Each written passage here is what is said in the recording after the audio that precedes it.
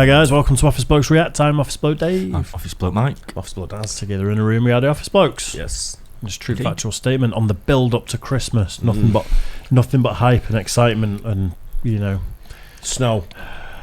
Shopping. Reindeer. Cold weather. Yeah. Strikes. Yeah, Mike's going to go on about strikes again for 5 minutes before we start the Or video. some kind of chipper.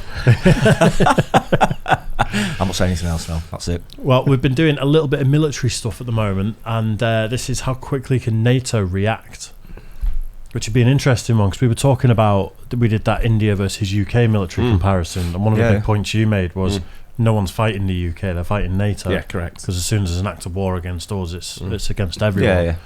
So it'd be interesting to see, because we look at America and how fast they can react, and they've got bases all over the world. Yeah. But NATO have got bases everywhere, all over the world as well.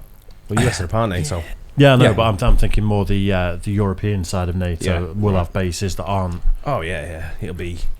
I wouldn't like to estimate how quick they'll be able to react, but I imagine it's Pretty quick. fast. Yeah. We've got more bases by proxy, haven't we? Because America would probably let us use their bases, but I think predominantly they are their bases, but because they're part of NATO, then therefore, obviously we could wear them. But I would think that there'd be absolutely no one would be able to react quicker than the US, certainly. Depends The who we're technology they've got. Depends who we're fighting, doesn't it? Yeah. Depends what we're reacting to. Well, that's it. The element of Location. surprise is huge, isn't it? So Probably maybe depend what country it is as well. Maybe I don't know, but I think if it was, good point. think if it was North Korea, we'd react in. They'd send someone in first, other than the big guns. I think let them get the military training going, see what they've done, and then the big guns will come in. Yeah. The USA will come in and just Squash them. Like, come here.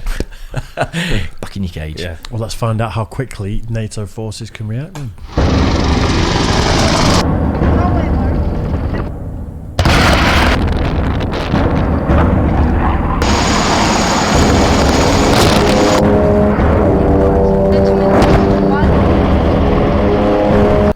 I'm waiting for dun, dun, dun, dun, dun, dun, right? Yeah.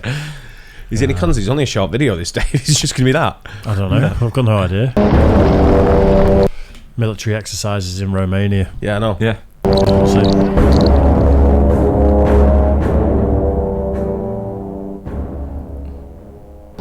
Based on the fictitious exercise scenario, enemy forces which has crossed the Romanian national border